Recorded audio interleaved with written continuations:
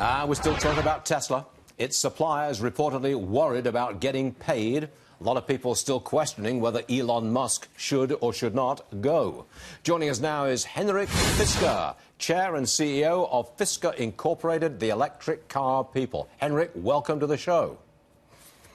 Thank you, Stuart. So, should Elon Musk go, or at least move away from his current role as CEO and go into a corner and be a visionary? Should he do that?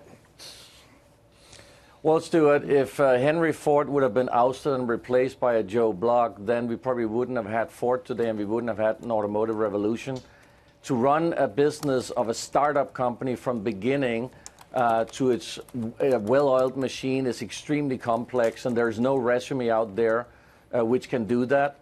So I would say, you have to run. There has to be the founder, the guy who understands the insights, the complex decisions that can be part of the development of the vehicle that has to run it. For sure, I'll be running Fisker until we are well-oiled machines. And the fact is today there is no profitable, well-oiled startup company that is at that point where you can just hire a CEO.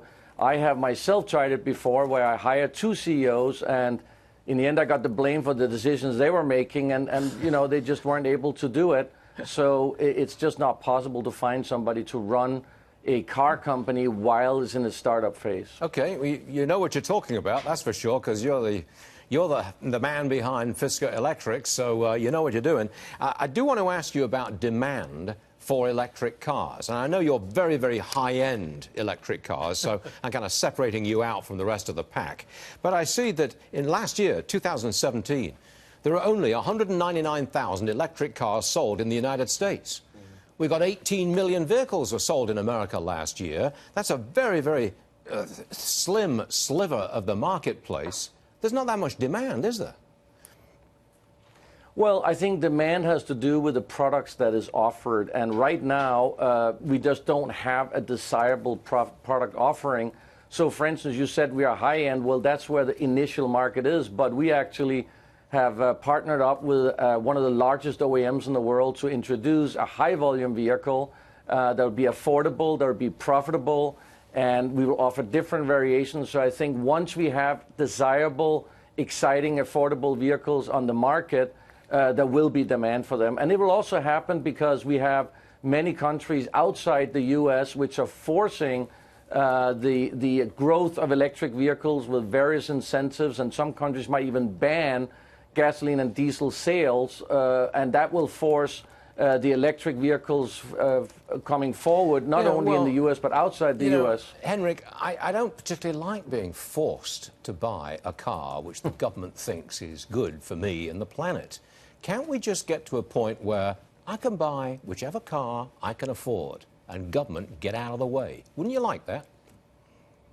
Absolutely, and that's why I'm saying that here in the U.S. we will have desirable products that actually people want to buy, and they're not available in a large scale today. There's maybe one or two choices of an electric vehicle below $40,000, and they may not. There is many variations that are not available. There isn't any electric SUV, electric minivan, etc.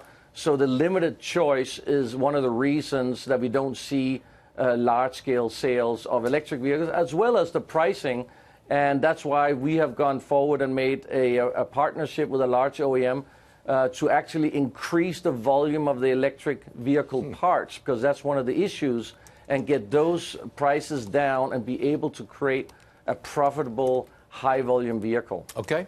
The administration is pushing back the timetable for these tariffs on cars coming here from Europe and from Mexico. It's kind of a pause in the tariff trade deal, disagreement here. What do you think? Well, tariffs really is not good in any sense, and they were originally made to make it possible for some countries to create new technologies in their own country, and it's kind of now reversed into becoming something to protect an aging industry or an inferior product. So in the end of the day, tariffs are not good, and I think, of course, in the U.S. we are creating the newest, best technology, which means we are always a threat when we export our products. But in the end of the day, People still buy the U.S. products because they're the best, even if there's some tariffs on it. But eventually, I think we need to get rid of all tariffs, or they got to be equal. And right now, they're not equal, and I think that is a problem. Got it. Henrik Fisker, pleasure to have you on the show, sir. And one last question, real fast. How much was that very fancy electric Fisker that we saw on the screen? How much?